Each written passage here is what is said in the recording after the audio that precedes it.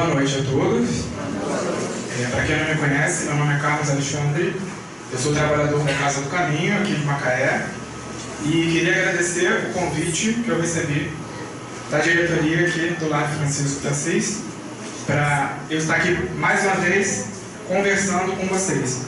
Eu me sinto muito lisonjeado quando recebo o convite, não por vaidade, mas é porque quando pedem para a gente fazer uma palestra, é uma oportunidade que a gente tem de voltar para os livros espíritas, os livros básicos, os livros menores, para aprender um pouco mais, né, para se preparar, porque na verdade, quando a gente está aqui falando para vocês, quem mais tem que ouvir somos nós mesmos.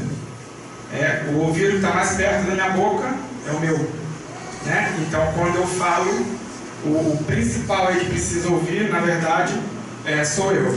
E, mais uma vez, o assunto sempre traz pensamentos, recordações para a gente que está preparando, e espero de poder dividir isso aí com vocês. O tema que eu vim trazer hoje estamos prontos para voltar ao mundo espiritual? A gente vai falar sobre a desencarnação, né, ou morte, mas na verdade como estamos chegando nesse momento da desencarnação. Bom, indo para a obra espírita, a gente observa tanto a obra espírita quanto a obra científica. Observamos o seguinte: no universo tudo funciona em ciclos, e todo ciclo tem começo, meio e fim. Isso acontece com os sóis, as luas, as estrelas, com vários astros do universo e com os mundos. E aí no mundo, quando a gente se aprofunda um pouquinho nesse assunto, dentro da literatura espírita, nós vemos que os mundos são divididos em 5 classificações. E o mundo começa a sua existência, recebe almas para terem as suas encarnações nesse mundo, e vai sofrendo um ciclo evolutivo, e depois de um determinado tempo, depois de determinadas conquistas materiais e principalmente conquistas morais, o mundo todo se transforma. Então nós temos o mundo inicialmente primitivo, que é as primeiras encarnações de todas as almas, né? São planetas que têm a parte da natureza muito difícil, tempestades, vulcões, maremotos, e os problemas, os déficits e os defeitos e os erros dessas almas que encarnam, geralmente são erros mais grosseiros, mais materiais.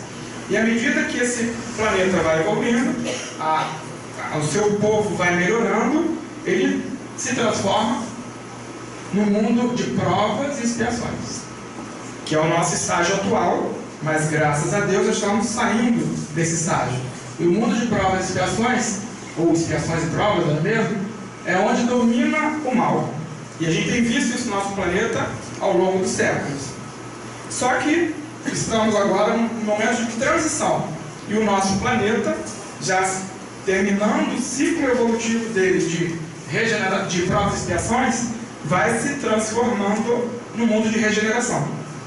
E o mundo de regeneração, as almas ainda têm déficits a quitar. Porém, vamos ter mais períodos de descanso. Então a gente vai readquirir forças para poder vencer os nossos débitos, né? E a psicosfera de um planeta de regeneração, ela é bem melhor do que um planeta de provas e expiação. Então, o mal ainda vai existir no planeta de regeneração? Sim. Mas a bondade, o bem vai prevalecer. E aí, essa energia do planeta vai fazer com que os espíritos ainda teimosos tenham mais força, mais vontade de também se modificar. E aí, esse planeta de regeneração vai continuar seu ciclo evolutivo e vai se transformar no planeta feliz ou ditoso. No planeta feliz, o bem sobrepuja o mal. Então, o bem tem uma evidência muito maior, quase não existe o mal, e se ele existe é numa intensidade muito pequena. E por fim, até onde sabemos, o mundo vai cumprir o seu ciclo evolutivo e vai se transformar no mundo celeste, que é a habitação dos espíritos depurados, onde exclusivamente reina o bem.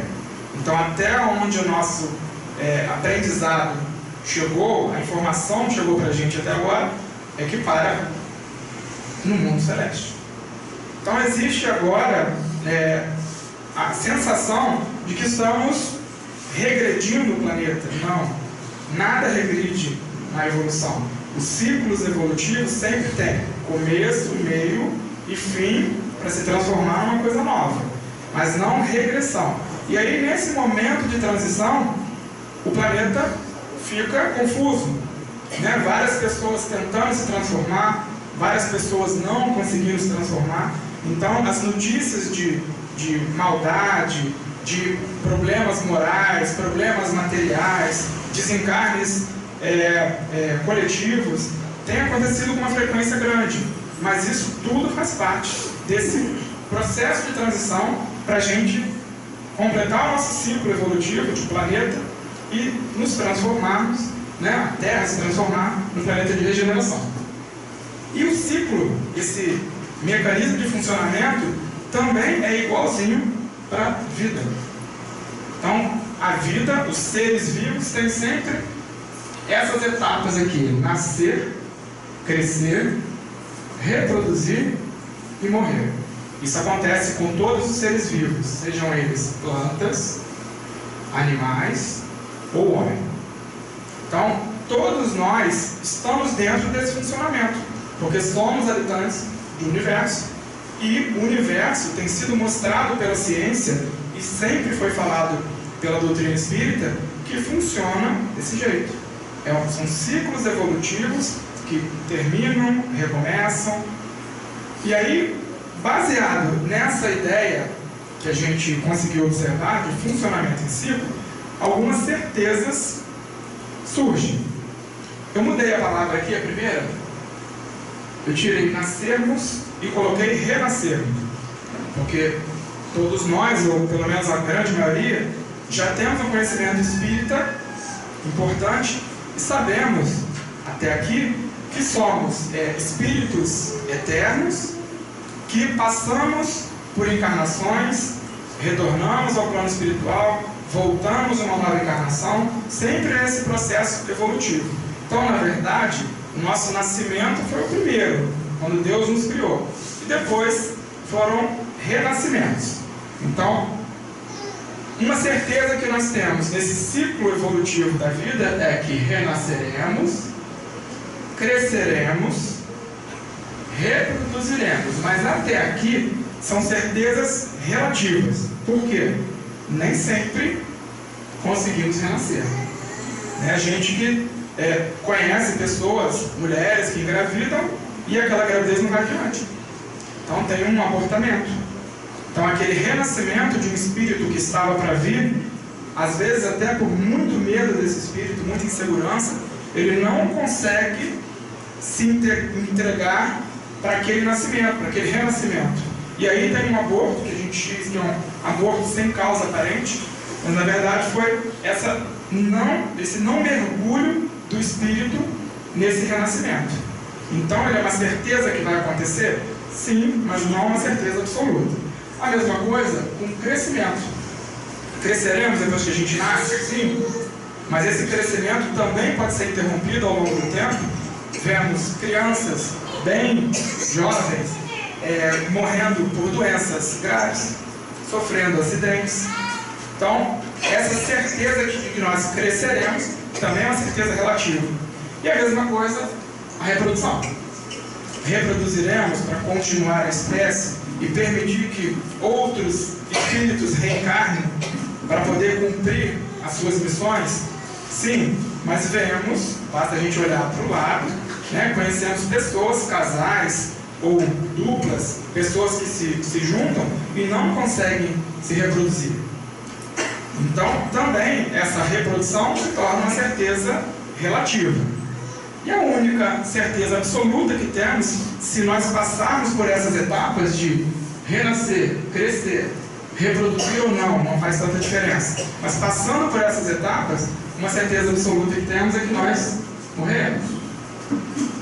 E aí, nesse estudo, primeira pergunta que me veio, primeiro questionamento aqui: se tem funcionamento em ciclo, se são certezas relativas e uma certeza absoluta que nós morreremos, qual então seria o objetivo da encarnação? Para que serve? Para que estamos aqui? Sem querer, sem ter nenhuma pretensão de entender Deus, hoje eu já descobri que a gente não precisa entender, a gente precisa sentir Deus. E entender é muito difícil, é demais para a nossa cabeça. O nosso pensamento não dá conta de entender os motivos, entender para onde vamos. Então basta sentir. Se a gente sentir Deus como um Pai cuidadoso, amoroso com a gente, já basta. E aí, dentro dessa ótica de Pai querido, e entendendo que a vida funciona em ciclos, algumas respostas chegam através do Espiritismo em relação ao objetivo da encarnação. E a primeira delas, possibilidade de quitação de débitos pretéritos.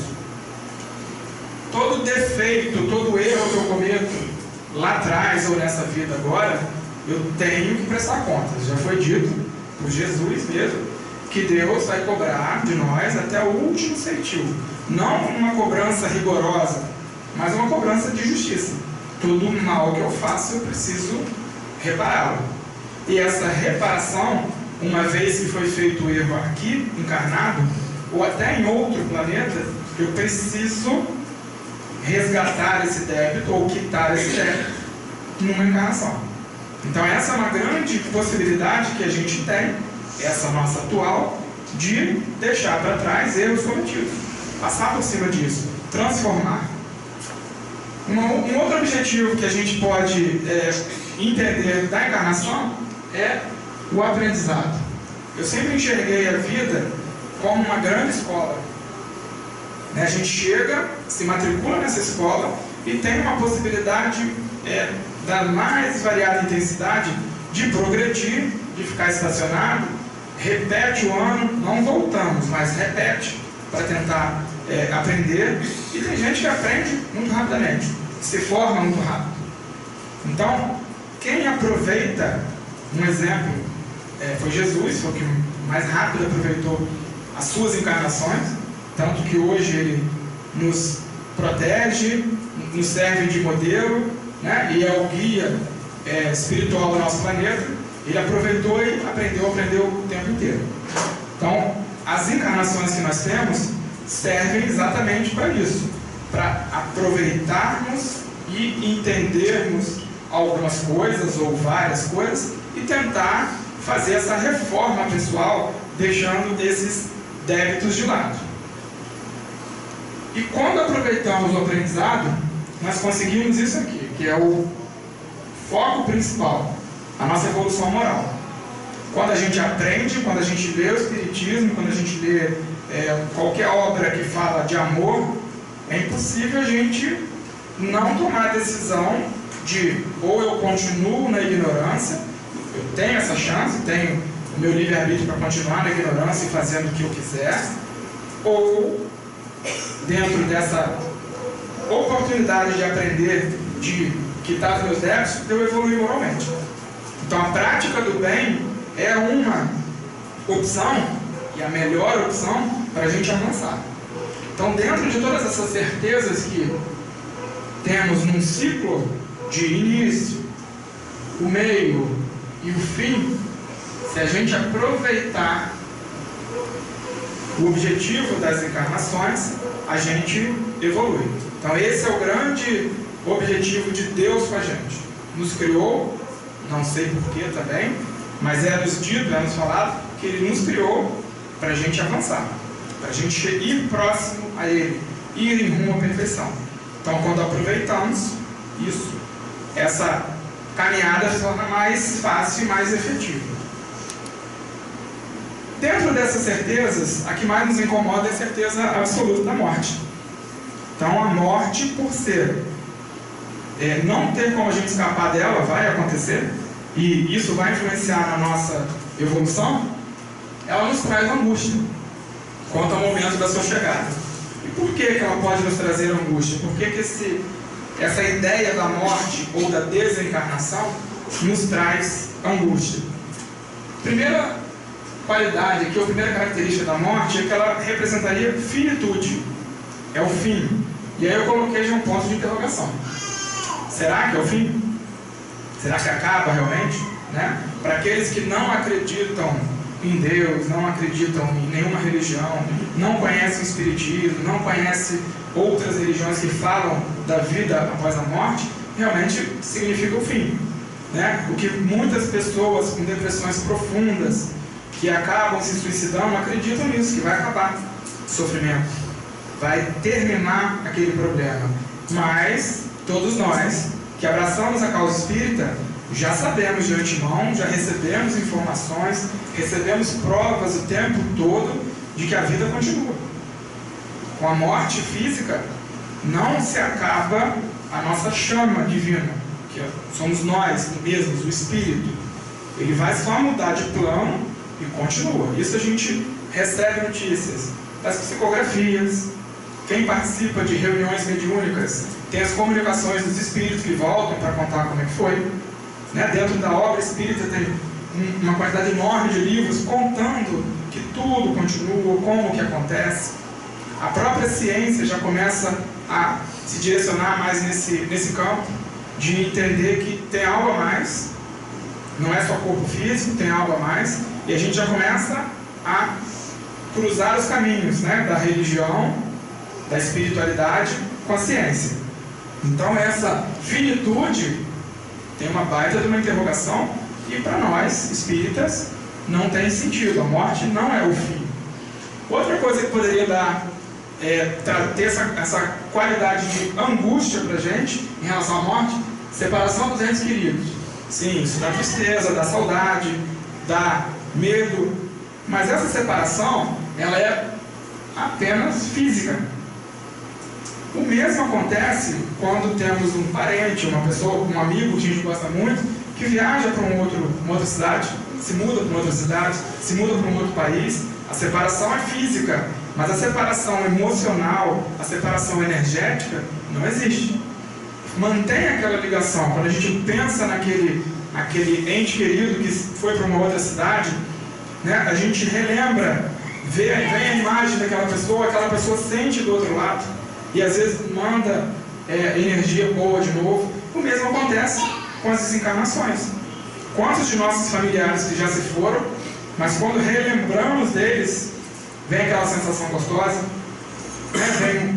A gente sente até às vezes um carinho, um abraço, e volta para tentar se comunicar. Então essa separação que a morte causa era simplesmente uma separação física. Separação dos bens materiais adquiridos. Isso causa angústia também para vários de nós. Só que isso mostra o nosso apego ao materialismo. E apego ao materialismo é bom? Não. Assim, qual o sentido de eu entesourar os meus ganhos, minhas aquisições, eu criar um tesouro, uma conta no banco enorme, apartamentos, carro e tal. E aí morri. O que acontece nisso tudo? Fica por aqui. Mas todos nós que nos apegamos demais a isso, vamos ter mais sofrimento com a ideia da morte. Né? O que fazer com esse meu tesouro, com essa minha riqueza material? Vai ficar tudo. E o que eu levo comigo para o outro lado, quando retorno à pátria espiritual, é o que eu adquiri de moral, de aprendizado. Então, essa característica da morte, de a gente ter medo dela por apego ao materialismo, né, aos meus bens adquiridos, é simplesmente apego, que não nos leva para lugar nenhum.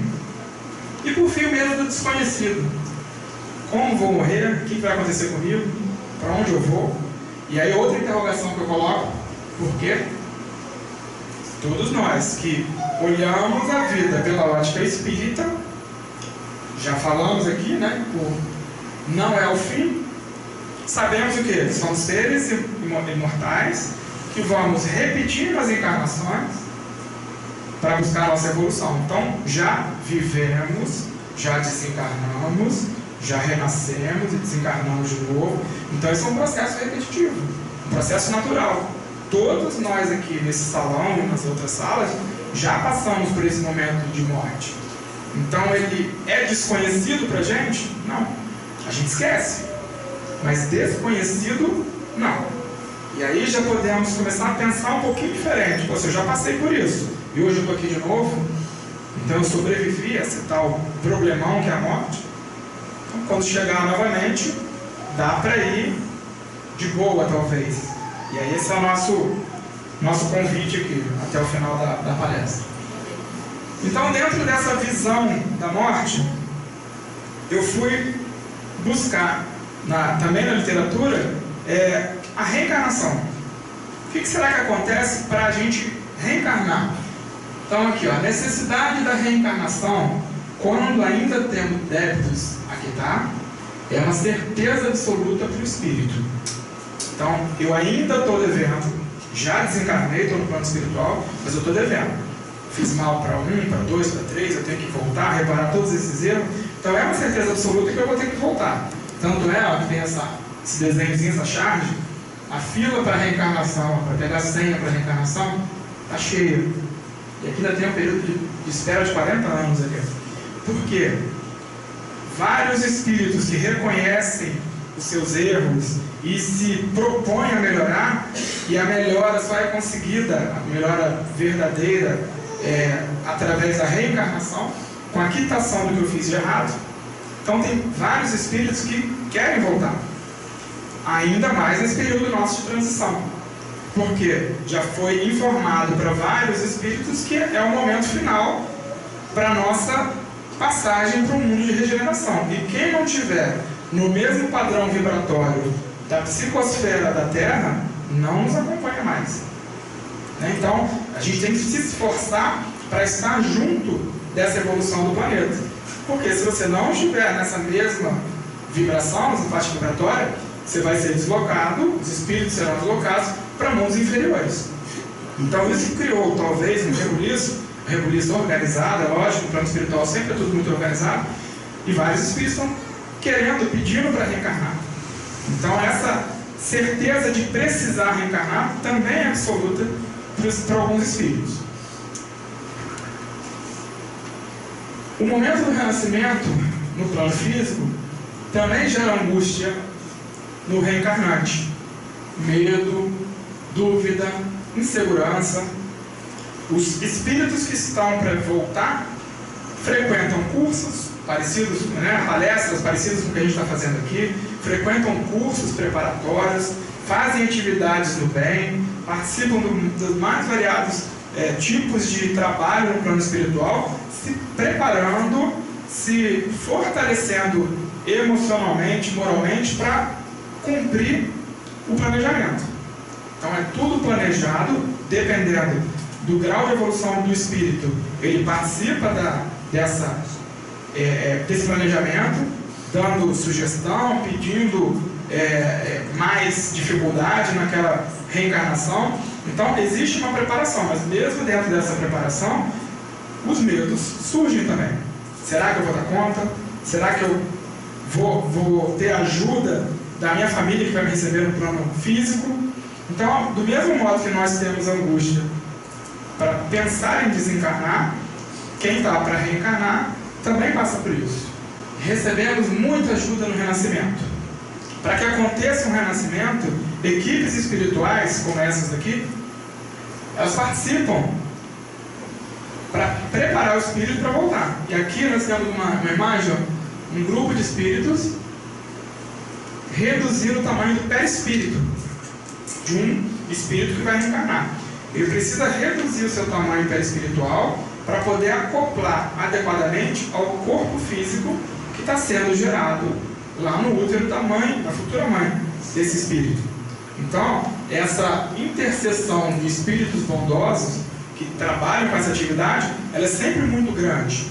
E a mesma coisa no renascimento, na hora do parto. Pessoas que têm mediunidade de evidência, que já participaram, já vivenciaram algum parto, relatam que a ajuda dos espíritos é muito intensa naquele momento da chegada final do espírito no plano físico. E às vezes eles têm que atuar com mais vigor, com uma energia diferente para aquele parto acontecer da melhor maneira possível. Então, o tempo todo estamos sendo ajudados pelo plano espiritual.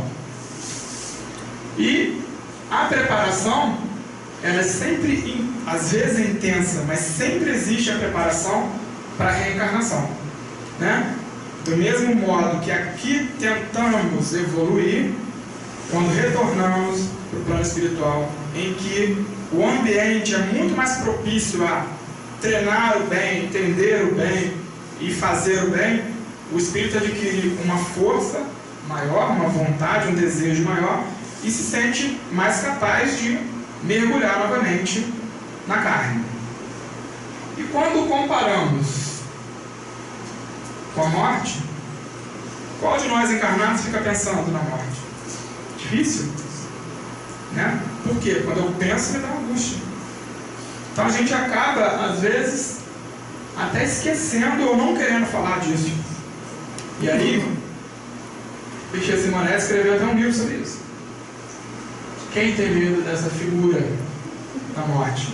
Realmente é uma figura feia, né? Mas a morte, conforme a gente vai lendo, vai entendendo, a gente vê que não tem essa cara feia, não precisa ter essa cara feia, né? Essa roupa preta, essa voz.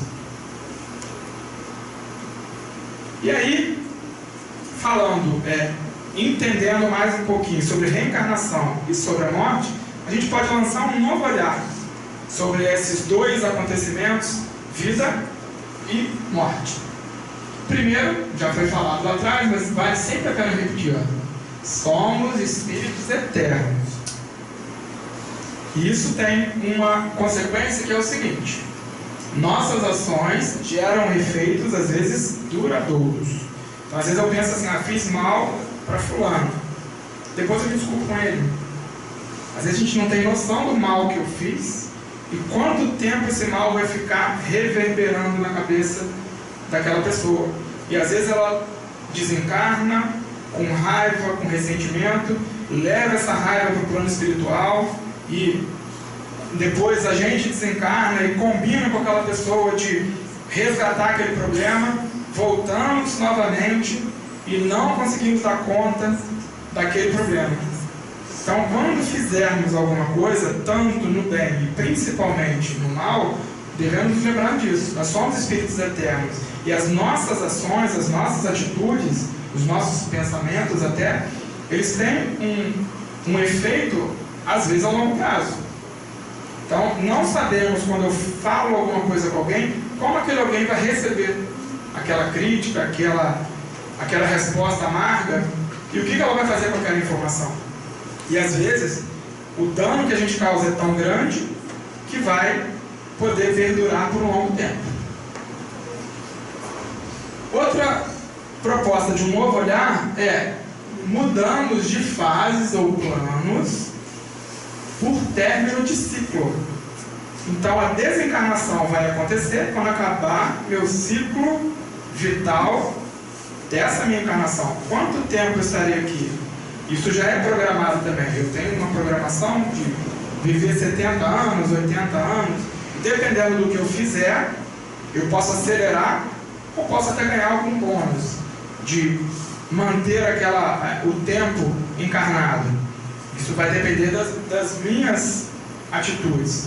E a reencarnação é a mesma coisa. Quando acaba o meu ciclo de espera, chega um momento que os mentores, nosso mentor vai dizer assim, olha, você precisa reencarnar, precisa voltar para resolver aquele problema. Agora ainda não, estou quase pronto. Chega um momento que o espírito teimoso que não quer voltar, chega um momento que ele precisa passar, às vezes, por uma reencarnação compulsória. Então, terminou o ciclo de preparação, ele caiu de novo no plano físico. Nesse momento de desencarnação, podemos dar muito trabalho para os amigos espirituais. Por quê? Apego à matéria. Médiuns videntes também já relataram, né, vários são os relatos, de pessoas que desencarnam e tem uma equipe espiritual que chega até o cadáver, né, o corpo, vai fazendo o desligamento, vai cortando os fios que prendem o perispírito no corpo. E a pessoa muito apegada ao materialismo não quer nem abandonar aquele corpo. Então tem dificuldade de fazer essa separação. Às vezes o espírito fica um longo tempo perto do corpo. Então dá um trabalho danado esse apego exagerado ao materialismo. Podemos ficar desse modo uma confusão no momento de desencarnar, estacionados nas zonas umbralinas. Se eu desencarno com raiva, com ressentimento, com ira, com inveja, vários sentimentos ruins, geralmente eu vou ser atraído, posso ser atraído para locais da espiritualidade em que esse sentimento que eu desencarnei de modo muito intenso possa ser atraído para lá. Então ficamos, até nós, principalmente nós espíritas, temos que tomar cuidado com isso, porque vários de nós achamos, eu sou espírita, desencarnei e vou logo para uma colônia espiritual. Nem sempre. Dependendo de como a gente desencarna, podemos ainda ficar estacionados no umbral, né? nas zonas umbralinas. E mesmo depois de resgatados dessas zonas, podemos apresentar uma desorientação emocional. Vários são os espíritos que saem do umbral, são recolhidos para a colônia espiritual, ficam em hospitais, mas ainda com saudade, com angústia, querendo voltar para casa onde morou, querendo recuperar o tempo perdido. Então esse desequilíbrio emocional também dá trabalho para os amigos espirituais no nosso tratamento, né? Quando estivermos lá. E às vezes, olha só, podemos nós mesmos provocar processos obsessivos aos ainda encarnados e aos ambientes físicos que a gente viveu. Também, vários são os relatos em reuniões mediúnicas de espíritos que morreram, não entendem, continuam na própria casa, no próprio quarto, né, tentando falar com os familiares.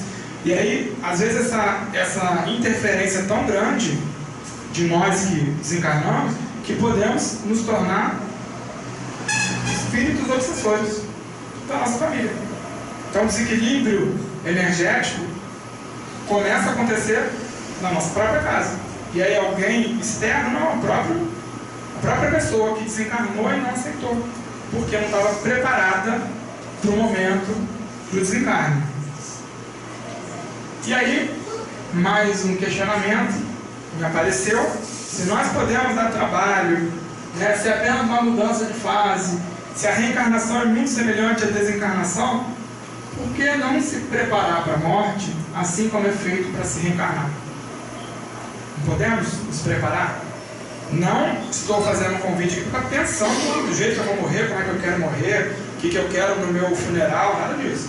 Mas a gente pode se preparar diariamente para que a nossa desencarnação não seja pautada em sofrimento. E por que não passarmos por esse momento com mais leveza?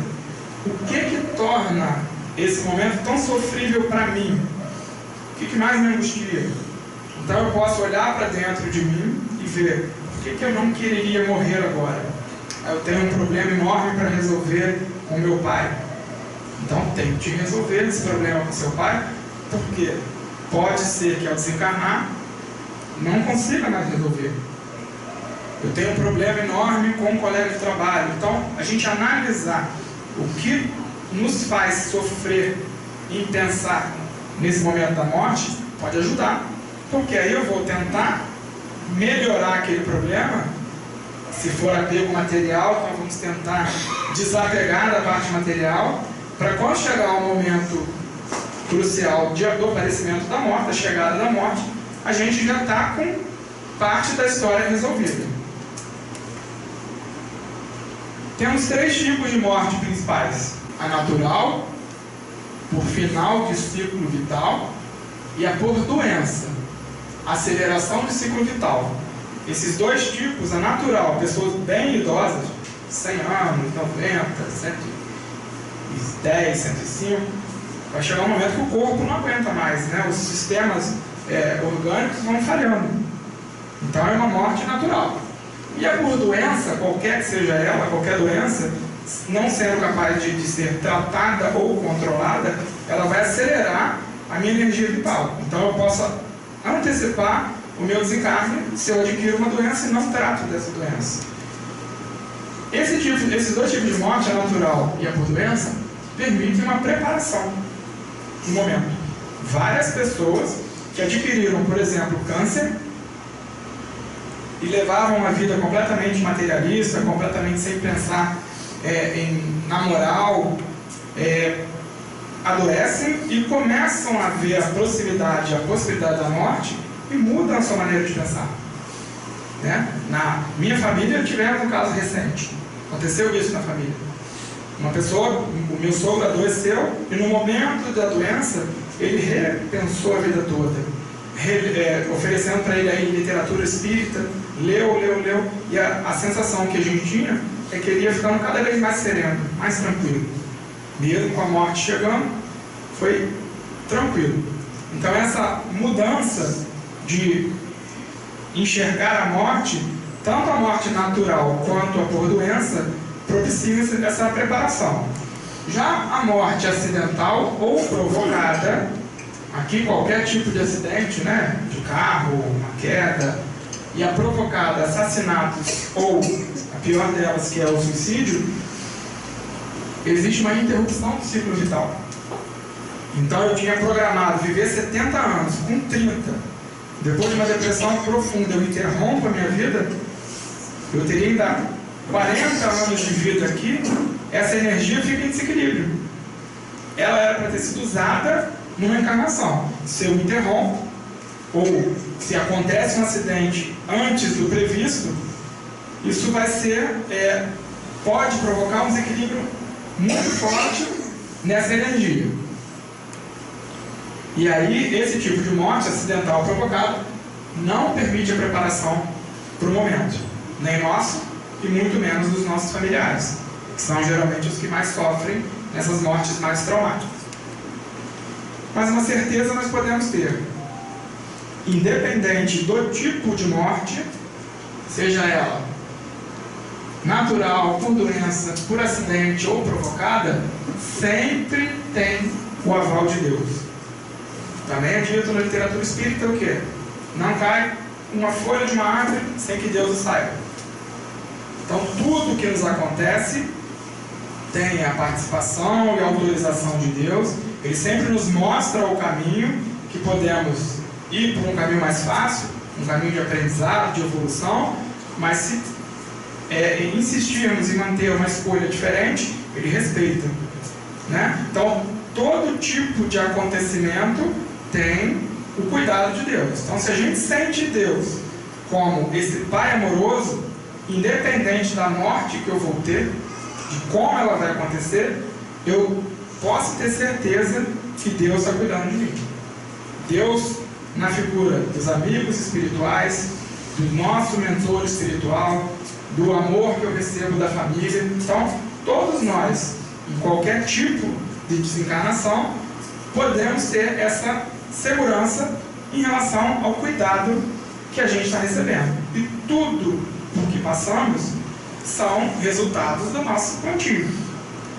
Às vezes não do plantio na vida atual, mas de vidas passadas. Então, hoje, que é o melhor modelo de encarnação de todos nós, eu sou resultado do que eu fiz lá atrás. Então, tudo que eu recebo, tudo que acontece comigo, são respostas do meu plantio durante as outras minhas encarnações. Tudo tem um motivo, tudo tem um porquê. E tudo tem o cuidado de Deus com a gente. Então, o convite que o Espiritismo nos faz, e eu reforço esse convite, é para a gente se preparar. Se o fim do ciclo vai acontecer, e a gente não sabe quando vai acontecer, e nem precisa saber quando vai acontecer, a gente pode se libertar do peso do sofrimento dessa ideia da morte com algumas coisas. Duas formas aqui são sugeridas pelo Espiritismo. Mudando o modo de ver a morte, lembrando mais uma vez que somos espíritos eternos, e nos preparando continuamente para quando a gente for voltar, voltar com a sensação de dever cumprido. Então, imagina Chico Xavier quando desencarnou. Qualquer momento, qualquer hora, qualquer minuto que ele desencarnasse, ele tinha certeza que ele cumpriu a missão dele.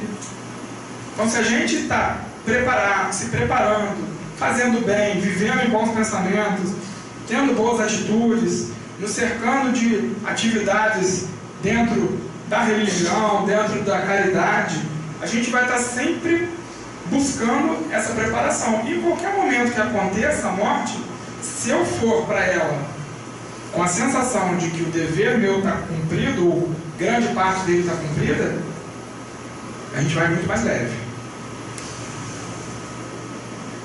E aí a gente vai poder desencarnar desse jeito, sorrindo. Tem gente que já sorri assim a vida inteira, né? Então, por que não levar esse sorriso para o desencarne?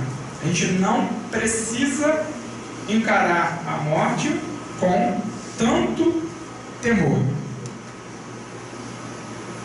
E o que a gente deve incluir nessa preparação? Entender que somos espíritos eternos, aí muda de figura, não é mais finitude, agora somos infinitos. Até quando não sabemos, nem precisamos saber, mas somos infinitos. Vamos sempre estar evoluindo. Isso é muito interessante nas reuniões mediúnicas, quando a gente consegue fazer um espírito apavorado, desesperado, que a morte não acabou com a vida dele. Ele continua vivo. E ó, você continua vivo e você vai poder continuar seu processo evolutivo, sua vida, você pode fazer outras coisas, trabalhar, se preparar para retorno. Então, quando o espírito percebe que não acabou, ele fala, é interessante, eu morri, mas eu estou aqui conversando com vocês. Então, essa infinitude dá também um sabor diferente para a nossa vida. Cuidar do nosso plantio, a prática da bondade deve ser uma prática diária na nossa vida. Por mais deslize que cometamos, erros, momentos de raiva, todos nós somos imperfeitos ainda, todos nós somos sujeitos a apresentar erros ainda. Mas se a gente fizer a maior parte do nosso dia tentar ser bom e conseguir ser bom, isso ajuda no preparo para esse momento de finalização do ciclo. Esse eu acho bem difícil, cuidar dos nossos pensamentos.